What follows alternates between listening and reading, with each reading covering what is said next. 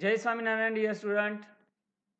In the previous video, we will discuss about a answer of the question given on a page number 103 and 107. Now in this video, we will discuss about a answer of the questions given in a page number 109 and 110, right? So dear student, let us discuss the answer of the questions given on the page number 109 and page number 110, right? There are 5 questions given on a page number 109 and 4 questions are given in a page number 110. So total 5 questions we will discuss in this video. So one question is given in a page number 109 and 4 question is given in a page number 110. So the total of the 5 question we will discuss the answer of these 5 questions.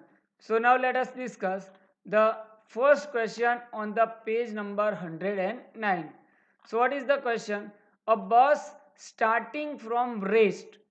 So here the bus is starting from the rest. That means it's the initial speed of the bus we take a 0. Moves with the uniform acceleration of 0.1 meter per second square. So the constant acceleration of the bus is given to you 0.1 meter per second square for a 2 minute. Time is given to you 2 minute.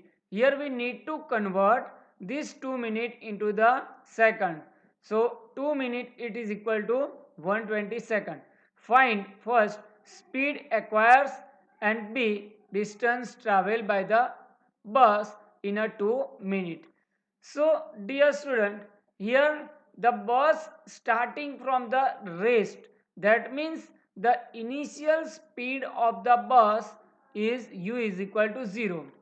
Uniform acceleration of 0.1 meter per second square. So the constant acceleration here given to you 0.1 meter per second square. So initial speed of the bus is a 0 meter per second and the constant acceleration a is equal to 0.1 meter per second square and time taken t is equal to 2 minute, which is equal to 120 second. 1 minute is equal to 60 second. That's why 2 minute is equal to 120 second. Now we want to calculate final speed of the bus and the distance traveled by the bus. So according to the first equation of the constant accelerated motion, v is equal to u plus at, right? Where v is the final speed of the bus, u is the initial speed of the bus, a is the constant acceleration and time t is a 120 second. So if we put the value v is equal to initial speed is 0 plus constant acceleration is 0.1 multiplied by time is 120 second. So we get the answer v is equal to 12 meter per second. So the final speed of the bus is a 12 meter per second. Now dear student, we want to find the distance traveled by the bus. So according to the third equation of the motion, v square minus u square is equal to 2as, where s is the distance covered by the bus. So here v is the final speed of the bus, which is we get a 12 meter per second.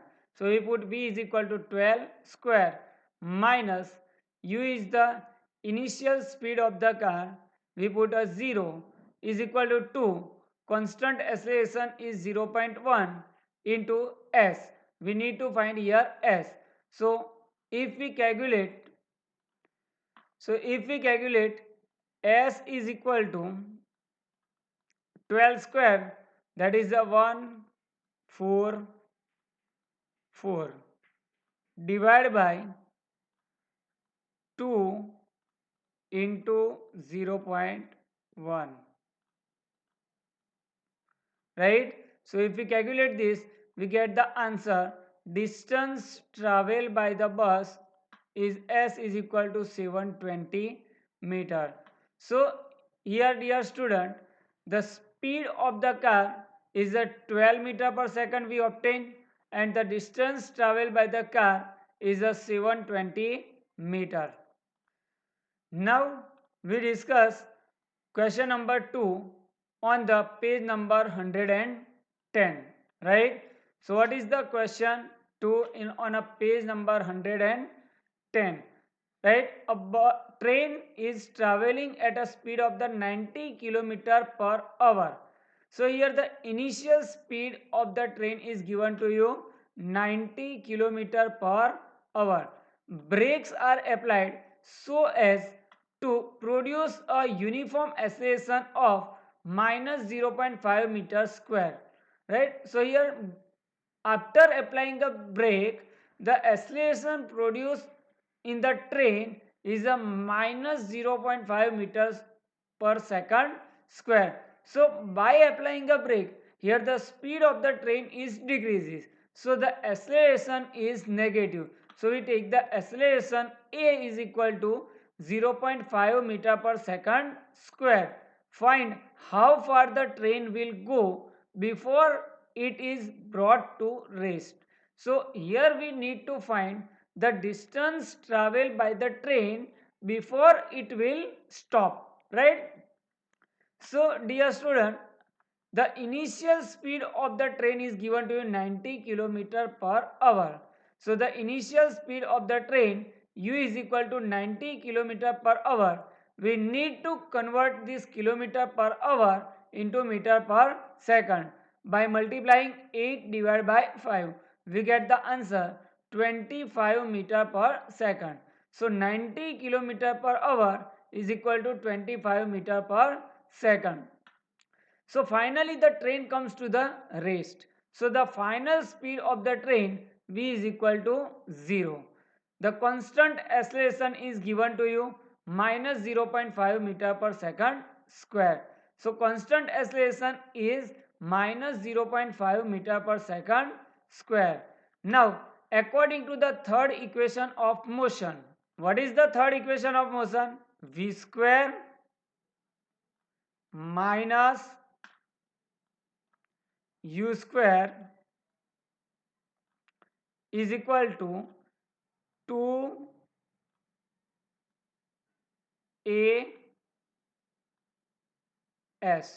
right? Here v is the final speed, u is the initial speed of the bus, and a is the acceleration, and s is the distance traveled by the train. So from this equation we get a distance traveled by the train before it will stop. We put the value of v is 0, value of u is a 25 meter per second, and acceleration a is equal to minus 0.5 meter per second square. So from this equation, distance traveled by the train s is equal to v square minus u square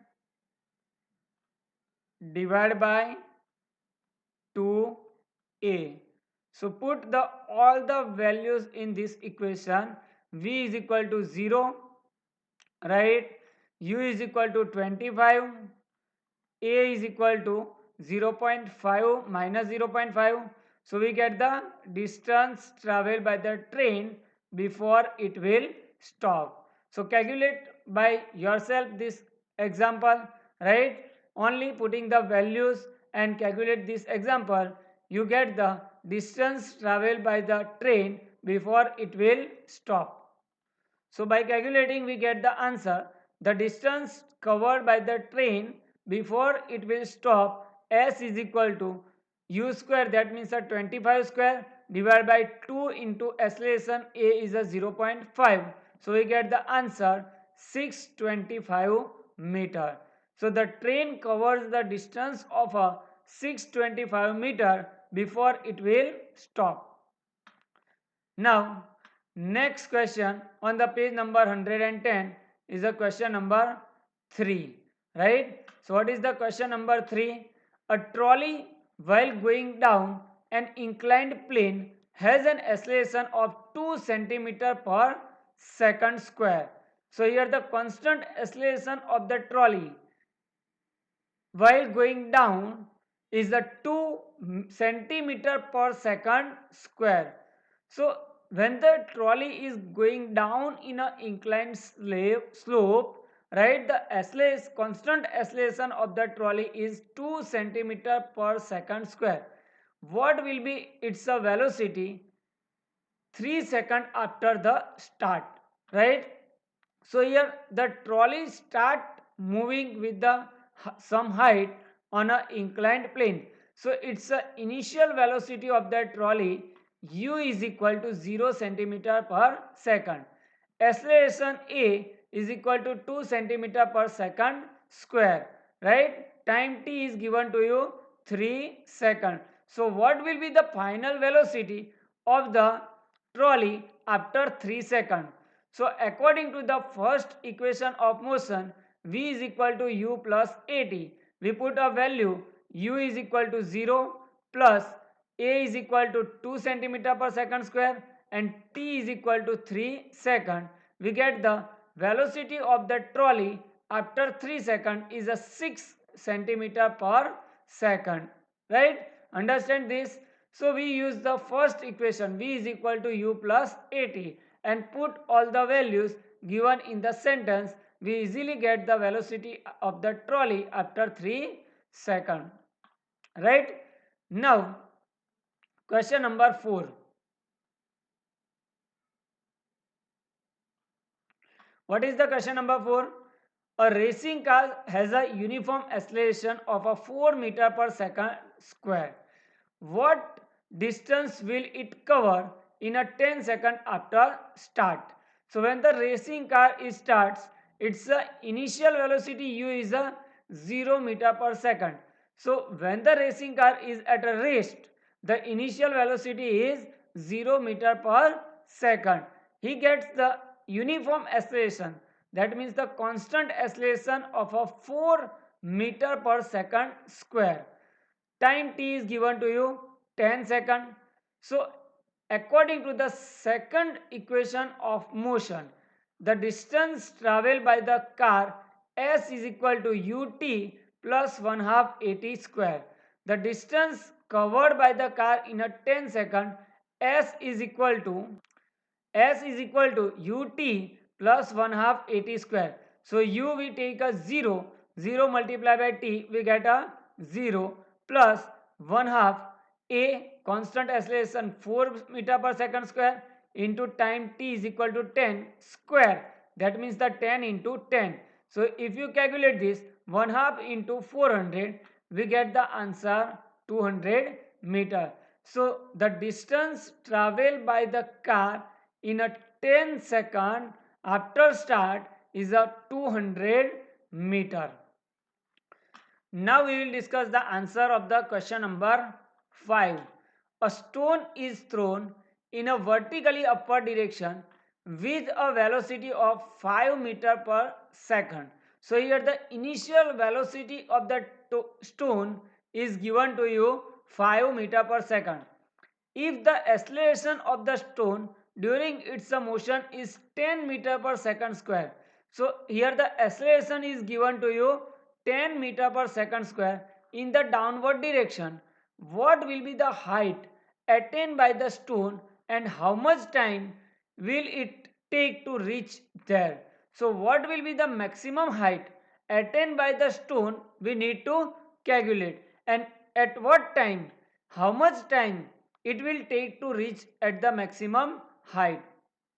So here, dear student, given that the initial velocity of the stone u is equal to 5 meter per second and the acceleration a is equal to 10 meter per second square. Here the stone is moving in the upward direction but the acceleration is in the downward direction. So we take the acceleration minus. So we take a is equal to minus 10 meter per second square.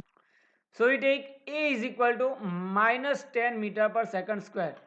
So by the formula 2as is equal to v square minus u square. So the height attained by the stone, that is the distance covered by the stone, s is equal to v square minus u square divided by 2a. So here u is 5 meter per second square, right? V is a 0, right? So 5 square, right? Instead of this we can write directly s is equal to v square minus u square